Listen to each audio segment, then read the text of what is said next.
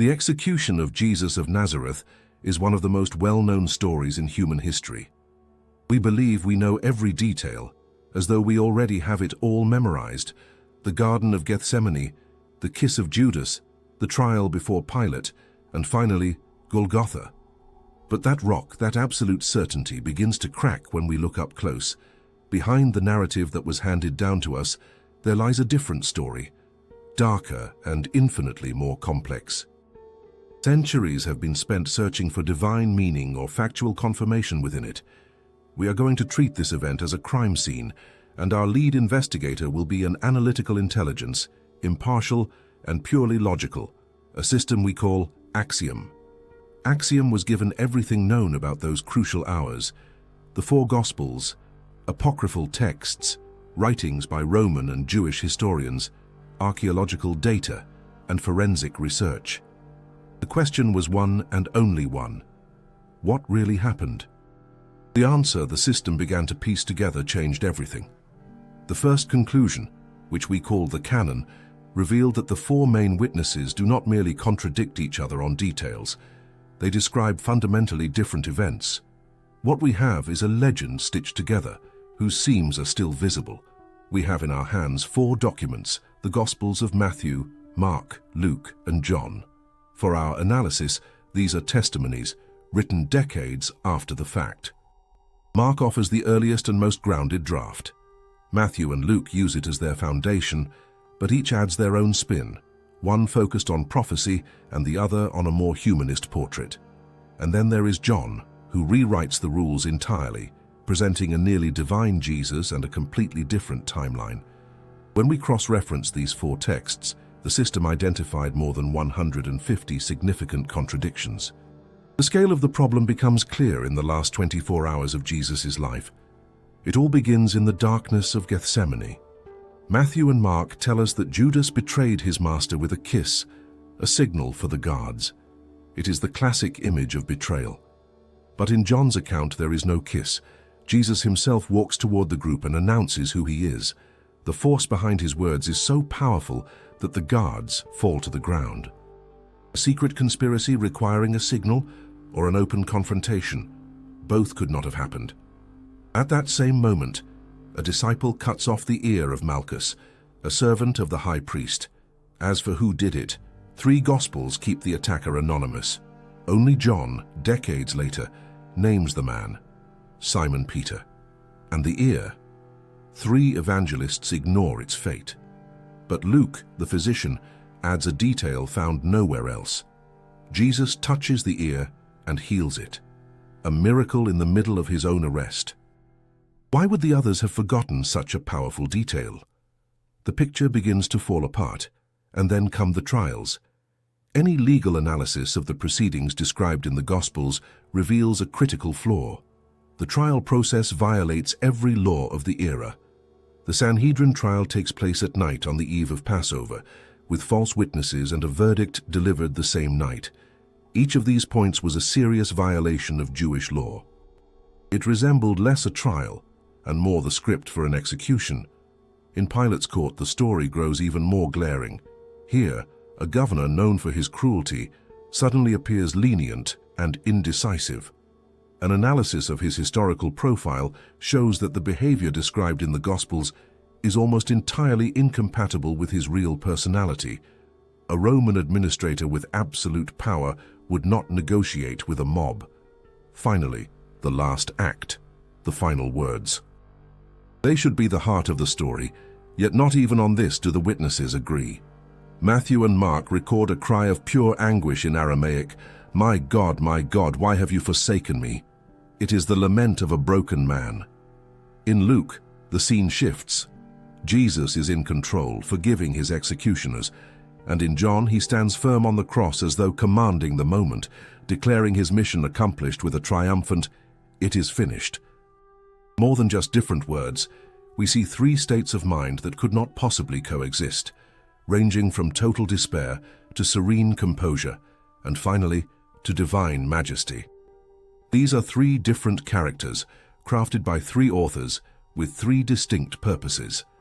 The conclusion is inescapable. The founding documents of this story appear to be less a faithful account and more evidence of a cover-up, the scars left by editors who shaped the narrative for their own ends. We are standing before the greatest secret of all. If the story we were told was a performance, who was behind the scenes pulling the strings? The villains we know may have been nothing more than actors. And what if the forces behind this execution were far more powerful and the game far more complex? The official version of history has collapsed. The cracks in the rock of certainty have become an abyss. If the narrative we know was a fabrication, the question that matters is, why? To find the answer, we need to stop looking to the sky for a divine plan and start looking toward the palaces of Jerusalem where real power was exercised. The execution of Jesus, far more than a drama about faith and blasphemy, appears to have been the result of a brutal political calculation. The case must be understood for what it truly was, a political assassination. The official version hands us convenient villains, fanatical priests, and a weak governor. It is a tidy picture, but history is rarely so clean. The reality, as revealed by an analysis of the political landscape of first-century Judea, is a web of interests, fear, and survival, where every player acted out of cold calculation.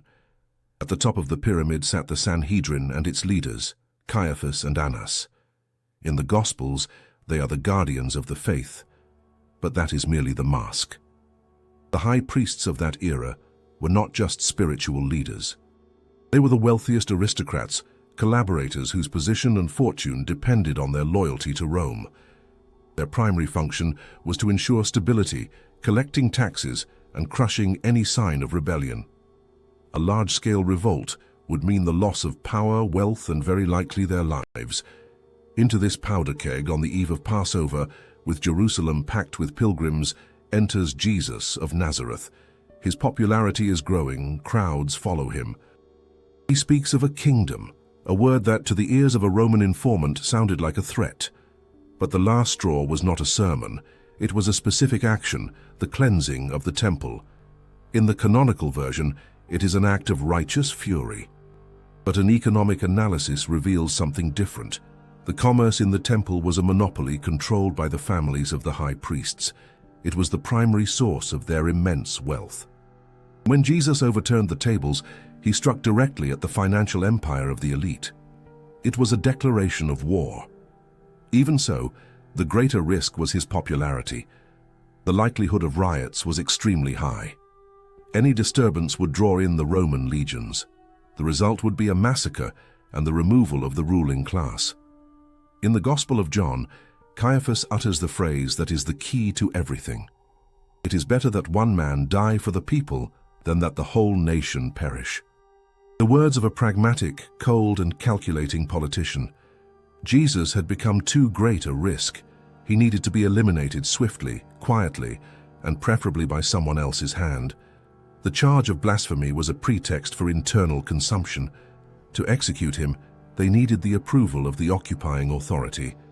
And here enters Pontius Pilate, whose image in the Gospels is perhaps the greatest historical distortion. Extra-biblical records describe him as unyielding, cruel, and ruthless. He was the quintessential iron-fisted Roman administrator, whose sole mission was to maintain order at any cost. Compassion and doubt are traits utterly incompatible with his real character. So what really happened in the Praetorium? The Sanhedrin did not come to Pilate with a request.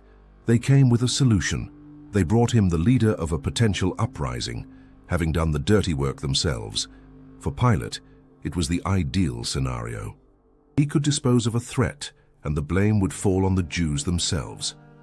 There was no hesitation. The accusation that Jesus proclaimed himself king was an automatic death sentence. It would have been a swift bureaucratic disposal. The episode with Barabbas then takes on a different meaning. If both sides agreed on the execution, why the theater? It was a manipulation of public opinion. The crowd in the square was not the people, but a small organized group, brought in to create the right impression. By offering the choice between Jesus and a violent rebel, the authorities secured a manufactured approval and discredited the very idea of a Messiah. It was a masterclass in political maneuvering.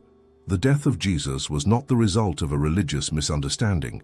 It was an agreement between two political forces that saw in him a common threat. The Sanhedrin feared losing their power. Pilate feared losing control. Their interests for one moment aligned. The execution was a preemptive strike to resolve a problem once and for all. And for this operation to work, they needed one final piece. The most mysterious one. A man on the inside. The man whose name would become synonymous with betrayal. Judas Iscariot. The plan was in motion. The temple elite and Roman authority shared a common interest. The death of Jesus. The blueprint was drawn, but to capture a popular leader without sparking a riot, they needed someone on the inside. And here, history delivers to us the figure whose name became the very definition of betrayal, Judas Iscariot. The narrative we learned is straightforward. An apostle consumed by greed sold his master for 30 pieces of silver. It is a convenient and morally tidy explanation, but it is precisely that simplicity which makes it suspect. The official account of his actions is a smokescreen, designed to conceal a truth far more complex and tragic. The motive is the first weak point, 30 pieces of silver. An analysis of the economy of Judea reveals that 30 shekels was the legal price for a slave. The amount seems more like a symbolic reference than the result of a negotiation. But let us assume it was real. Was it sufficient motive? It amounted to roughly 4 months' wages for a laborer. A considerable sum, but Judas was not poor. The Gospel of John tells us he was the group's treasurer. All donations passed through his hands. It is highly unlikely that a man with access to the money would risk his life for an amount he could have skimmed little by little, with far less risk. Greed as a motive does not hold up. If it was not for money, then why? One hypothesis points to a radicalized Judas, frustrated in his expectations. His surname Iscariot may be a link to the Sicarii, the most extreme faction of the Zealots.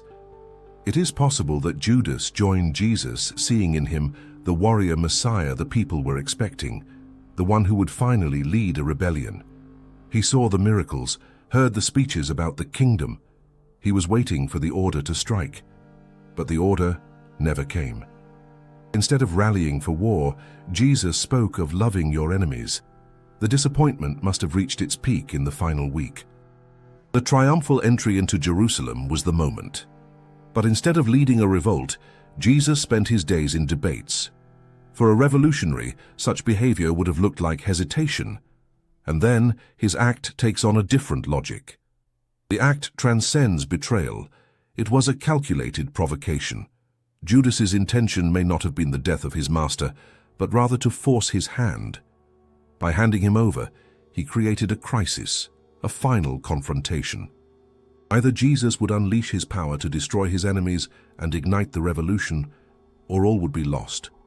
He bet everything on the first outcome. He miscalculated. The kiss, in this context, is not a mark of betrayal, but a plea. Master, it is now or never. This explains the motive, but not another oddity. Why did the authorities need him at all? Jesus taught openly in the temple.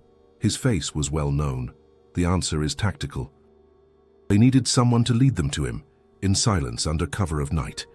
The mission was to arrest him quietly in an isolated location. Only someone from the inner circle could provide that information. Judas sold them a window of opportunity for a special operation. His fate after the kiss is stranger still, and here the canonical texts contradict each other. Matthew tells a story of remorse. Judas tries to return the money and, consumed by guilt, disappears. But the book of Acts paints a different picture. There Judas uses the money to buy a field and dies in a gruesome accident. The two stories cannot both be true. He cannot have given back the money out of remorse and also used it to purchase property. The existence of two such conflicting versions is a sign that the truth about his end was buried. Judas, upon realizing he had been manipulated, tried to reverse course. He became a dangerous witness, the only one who knew the details of the scheme. He needed to be silenced. His death, stripped of despair or divine punishment, bears the hallmarks of someone being disposed of. Judas was not the great villain of this story. He was its second victim, a pawn used and then swept from the board. The inner workings of the conspiracy have been laid bare. The political elite and Roman authority joined forces to resolve a problem once and for all. Now the stage is set for the final act, Golgotha, a symbol of suffering and redemption. For millennia, art has given us a specific image of the crucifixion, a noble, almost serene figure on a tall cross. A powerful image, yet worlds apart from reality. We need to set the icon aside and face what this execution truly was. The forensic analysis of the execution begins to reveal something else entirely. We fed Axiom everything science knows about Roman crucifixion, cross-referencing that data with the timeline of Jesus' final moments. The conclusion is that, from a physiological standpoint, the events described in the official version are nearly impossible. The instrument of death itself needs to be reconsidered. The Latin cross of the paintings did not exist. The Romans were practical and cruel engineers. The goal was not aesthetics, but maximum efficiency of punishment. The most common form was a T-shaped cross, or simply a vertical stake. The crossbeam, the patibulum, was carried by the condemned. The ordeal was a public and humiliating spectacle. The victim was stripped naked as a warning to others. It was a ritual designed to destroy human dignity. Now the process itself. How did a person die on the cross? The image of nails through the palms is wrong. The tissue of the palm could not support the weight of a body. To secure the hands, the executioners drove a thick nail through the wrist where the bones provided support. That is also where the median nerve runs, one of the largest nerve bundles in the arm. Piercing it causes a searing, unbearable pain, like an electric shock that never stops with every movement. The feet were nailed with the knees bent. This position was the true mechanism of torture, because what kills on the cross is neither the pain nor the blood. It is asphyxiation. Hanging by the wrists, the weight of the body locks the chest in the position of maximum inhalation. The person can breathe in, but cannot breathe out. To exhale, they must push their body upward, pressing against the nail driven through their feet, triggering a fresh wave of excruciating pain, while the friction of the wrists against the nails sends bolts of fire through the arms. Life on the cross was a monstrous cycle. The body sags, the lungs fill with air. Exhalation becomes impossible. Panic sets in. Instinct forces a superhuman effort to lift the chest and release the air. For an instant there is relief, but the pain becomes unbearable and the body collapses, restarting the cycle. Every breath is a choice between suffocation and agony. Death dragged on for hours or days. It typically did not arrive before 24 hours. This is where the greatest problem arises. According to Mark, Jesus spent only 6 hours on the cross. John reports an even shorter period. For a healthy man of 33, this is astonishingly fast. The probability of death by standard crucifixion within 6 hours is less than 5%. Such a rapid death could only occur if something accelerated it. The Romans had a method for that, breaking the victim's legs. Without that support, the person could not push up to breathe. Death by asphyxiation came within minutes.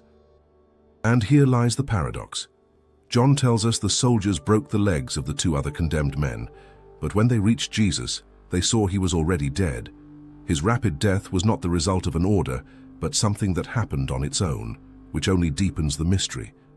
The final element is the spear thrust, delivered to confirm a death that had already occurred, not to cause it. The execution, examined closely, tells a story different from the official one. The canonical version suggests the swift death was a miracle. But what if it was no accident? What if the entire process was engineered to end within that time frame? The body needed to be taken down before sunset. If Jesus had been dying at the normal pace, the plan would have failed. What if his death was not merely an execution but a controlled process? If so, who controlled it, and to what end? The cold analysis of the execution has left us with an uncomfortable conclusion. The abnormally rapid death of Jesus on the cross does not fit the physiology of a standard crucifixion. It is a piece that does not match the rest of the puzzle, an anomaly suggesting the timeline of events was not left to chance. His death, punctual and swift, appears to have been a critical condition for what would come next. We have already analyzed the conspirators' motives and the mechanics of the killing. Now it is time to investigate the crime scene itself, the location, the props, the staging. In our minds, the image is clear. A lonely, sinister hill outside the walls of Jerusalem called Golgotha. At its summit, 3 tall, symmetrical crosses rise against the sky. It is a powerful image etched into our culture. But what if this scene, too, is little more than a theatrical production created long after the fact? What if the true site of the torment and its principal instrument were something else entirely? The question of Golgotha needs to be decoded. The analysis will show that even the description of the location and the instrument of death was intentionally distorted, transforming a dirty, ordinary execution into a grand, mystical drama. The location itself raises suspicion. Golgotha. In Aramaic, it means skull. The evangelists translate it as the place of the skull. Why? Tradition offers 2 explanations. Either the hill was shaped like a skull, or according to a later legend, it was where the skull of Adam lay buried. Both explanations create a beautiful mythological backdrop, but they likely have nothing to do with reality. The Romans always carried out punishments in public, highly visible locations, typically along busy roads leading into the city.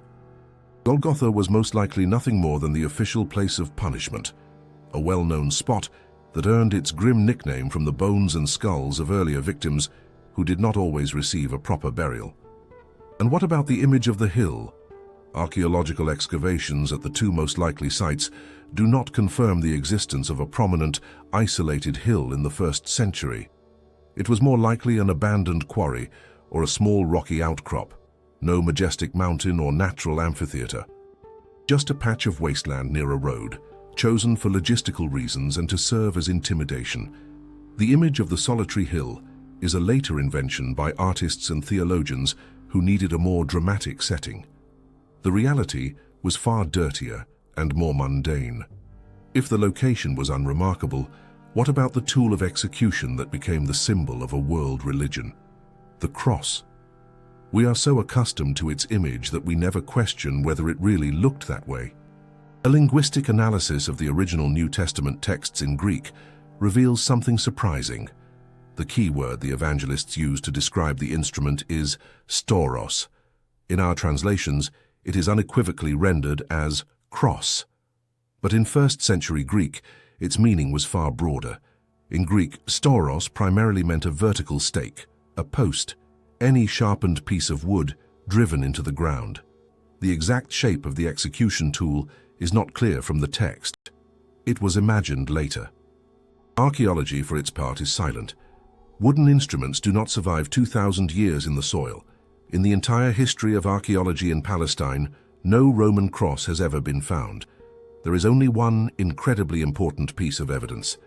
In 1968, the tomb of a man named Yehohanan was discovered, executed by the Romans in the same era as Jesus. In his heel bone, there was a large bent nail with fragments of olive wood. It is the only direct physical proof of a Roman crucifixion using nails. The reconstruction of this discovery showed that the victim's feet were nailed not to the front of the stake, but from the sides, in a twisted and unnatural position. This proves the violent reality of the execution, but once again it says nothing about the presence or absence of a crossbeam. The Romans were practical. The simplest, cheapest, and fastest form of a stauros was a plain post. The Latin cross, with the beam inserted below the top, was merely one of the variations and far from the most common. So why did this image become the dominant one? It was a symbolic appropriation. The cross as a symbol already existed long before Christianity across many cultures, carrying positive meanings. For a young religion trying to conquer the world, it was far more advantageous to adopt a powerful and recognizable symbol than to promote the image of their god dying shamefully on a crude stake. The choice of the Latin cross was, in essence, a strategic move that transformed a mark of shame into a symbol of victory. The site of the execution was not a majestic hill. The instrument was, in all likelihood, a simple stake or a T-shaped structure. But if even the setting and the props were altered, What about the special effects? Matthew, Mark, and Luke report supernatural phenomena that accompanied the execution. A darkness that covered the land for 3 hours, from noon until 3 in the afternoon, and immediately after the death of Jesus, a powerful earthquake. Were these events a divine sign, as the canon claims? Or do they conceal behind them explainable natural phenomena, which were later woven into the narrative to heighten the dramatic effect? This is what we call the signature of darkness. We will cross-reference the gospel testimonies with astronomical catalogues and seismic data from the ancient world. And these miracles may have a perfectly rational explanation. An explanation that, however, does not make the story any less mysterious, but merely adds to it an entirely unexpected layer. We have dismantled the crime scene. The analysis of the Golgotha question showed that the image we hold, the majestic hill and the noble cross, is a later artistic reconstruction, a set piece designed to ennoble an act of raw violence. The reality was simpler, dirtier, and more visceral. The execution of Jesus was a cruel demonstration of power, carried out on a patch of wasteland near a road, upon a crude instrument of torture. We stripped away the theatrical decorations from the event. But in any production, beyond the set design, there are the special effects, and the authors of the Gospels ensured that the finale of this drama was accompanied by the grandest effects possible. 3 of the evangelists, Matthew, Mark, and Luke, tell us of 2 supernatural events that occurred during and immediately after the death of Jesus. The first is a darkness that covered the land for 3 hours, from noon until 3 in the afternoon. The second, a powerful earthquake that split rocks and tore the veil of the Temple of Jerusalem. For believers, these are undeniable signs of divine intervention. For a skeptic, they are pious fabrications inserted into the text to heighten the impact. But we are neither believers nor skeptics, we are investigators, and for us these 2 events are crucial leads. Did they really happen? And if so, what were they? Let us compare these testimonies with cold, objective data from astronomy and seismology. The result is more surprising than any legend. These events were most likely real, but not miraculous. They were natural phenomena that, by coinciding with the execution, created an effect that changed the course of history. First, the darkness. 3 hours of pitch black in broad daylight. The first explanation that comes to mind is a total solar eclipse. It is the most obvious answer. But here we encounter our first insurmountable contradiction. A solar eclipse can only occur during a new moon. The Jewish Passover, by definition, is always celebrated at full moon. It is astronomically impossible for a solar eclipse to have coincided with Passover. The eclipse theory is therefore ruled out. What remains? A metaphor. The evangelists do not speak of a symbol, they speak of a physical event. If it was neither an eclipse nor a metaphor, what could it have been? Upon analyzing the natural phenomena of that region, the system focused on one well-known in the Middle East, a powerful sandstorm known as a khamsin. It is a dry, hot, suffocating wind that blows from the deserts. When it arrives, it carries millions of tons of fine dust, turning day into night. The effect of a severe khamsin corresponds strikingly to the gospel description. The sky darkens rapidly, the sun's disk is completely obscured, visibility drops to just a few meters. And such a storm can last for several hours. A person without modern meteorological knowledge would describe this event as precisely a darkness that covered the land. The probability of a severe khamsin in Judea during springtime is high. The scene was this: a public execution is underway. Suddenly the sky begins to darken. A suffocating wind rises, carrying sand that blinds the eyes and fills the lungs. The sun vanishes. For 3 hours, the city plunges into a sinister twilight. For the superstitious crowd, for the disciples, for the soldiers, this could not be a coincidence, it was an omen. The heavens were furious. A natural phenomenon, coinciding with the human tragedy, was immediately and inevitably interpreted as a miracle. Now, the second event. The earthquake. Here, the situation is even more intriguing. Unlike the darkness, which is mentioned by 3 evangelists, only Matthew writes about the earthquake. Jerusalem is located near a massive tectonic fault. The region is seismically active. Earthquakes are not uncommon there. The possibility of a tremor on that day is entirely plausible. The most likely scenario is that an earthquake struck Jerusalem. Perhaps not a strong one, but enough to be felt. And that tremor tore the veil of the temple. The veil was no lightweight curtain.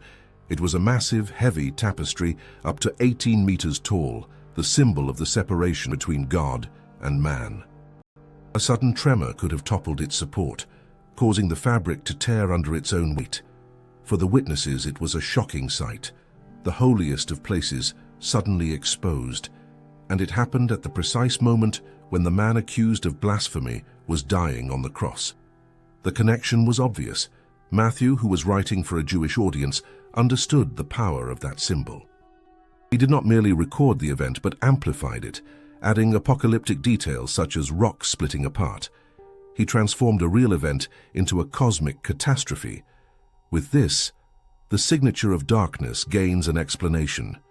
We have two real, explainable natural phenomena, a sandstorm and a local earthquake. Their uniqueness lies not in their nature, but in their timing. They happened at the right moment and in the right place, becoming the perfect fuel for the birth of a myth. But what did the authorities think of all this? For Caiaphas and Pilate, it was a disaster. The signs could provoke the very uprising they feared most. Their first task would have been to debunk the events. The followers of Jesus would do the opposite. On that day, two waves of information collided, one trying to silence everything, the other proclaiming a miracle. One of them won, and the victory was sealed by another event, the most mysterious of all, the empty tomb. Everything now converges on a single point.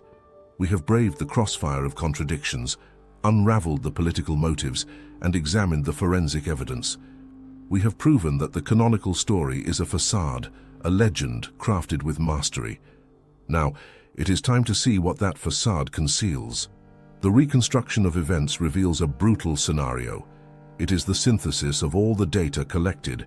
It is the most likely account of what actually happened during those 3 days. The reality was vastly different. The reality was far more violent and cynical. On Thursday night, the Last Supper is not a farewell dinner. It is the final strategy meeting. Jesus, the leader of a movement under siege, knows that his arrest is inevitable. He harbors no illusions. He knows that his mission in its current form has failed. He gives his last instructions. Judas Iscariot leaves. He is in negotiations with the agents of Caiaphas. They did not pay him 30 coins. They promised that Jesus would merely be arrested and pressured. Judas believes he is forcing a crisis that will compel his master to reveal his power. Judas was a deceived idealist. In the early hours, the capture in Gethsemane is swift and silent, a small detachment of the temple guard. They do not need Judas to identify Jesus, but to pinpoint the location and the time, ensuring a capture without incident. A brief resistance from Peter is suppressed, and Jesus is taken away. Still in the pre-dawn hours, the Sanhedrin trial is a farce. A political meeting disguised as a legal hearing meant to prepare the case for the Romans.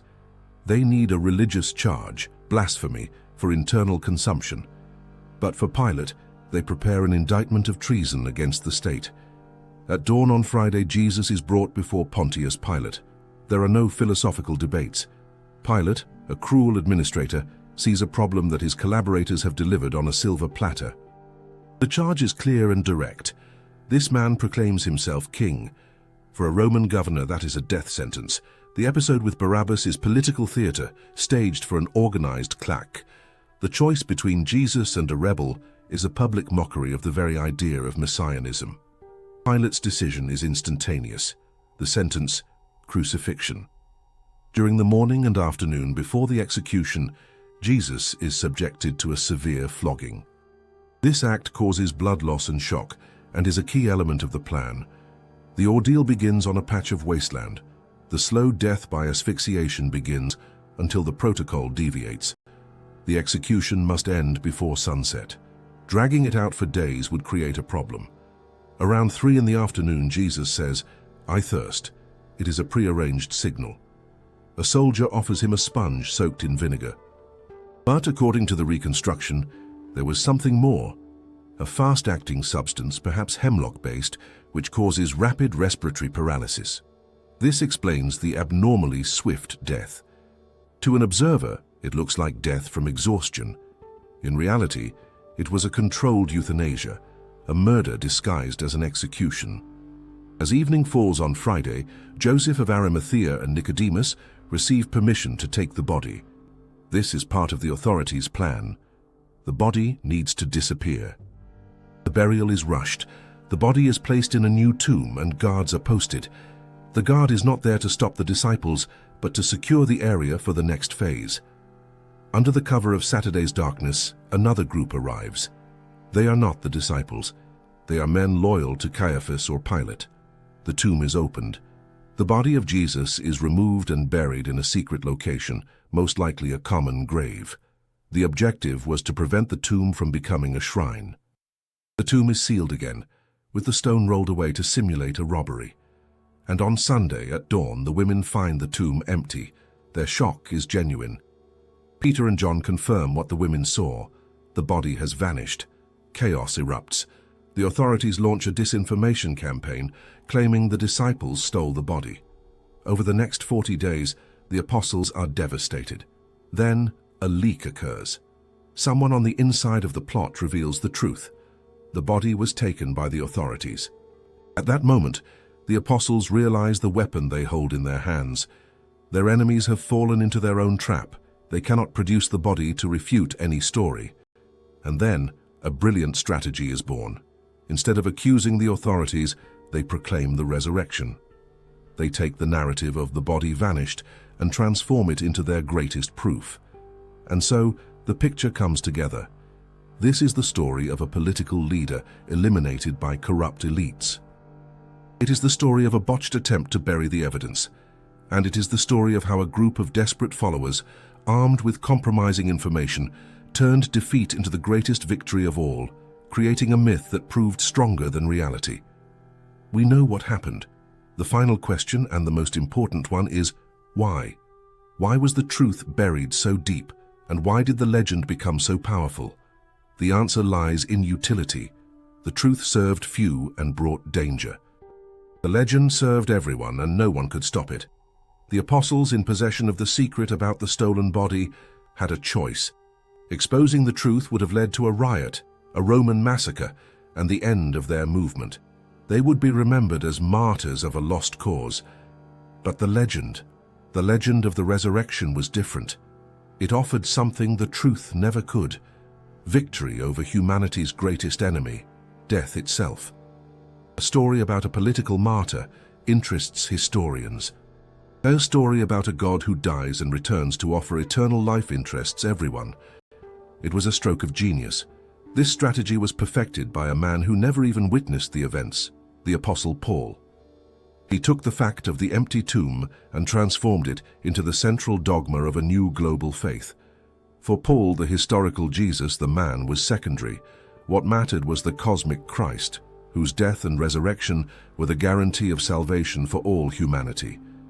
He transformed a Jewish movement into a universal message ready to conquer the world. And centuries later, the greatest beneficiary of this legend would be the very power that once persecuted it, the Roman Empire. Emperor Constantine, watching his empire crumble, needed a new ideological glue. He found it in Christianity. The story of one almighty God in heaven was the perfect mirror of one supreme emperor on earth.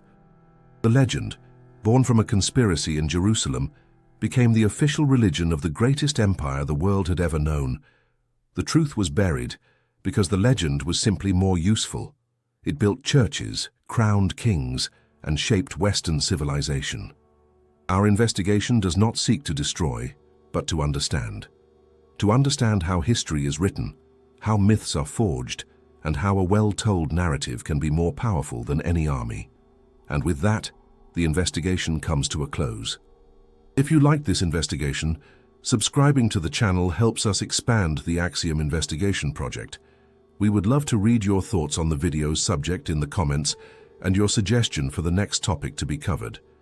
Tell us which city you are watching from. Thank you for staying with us until the end.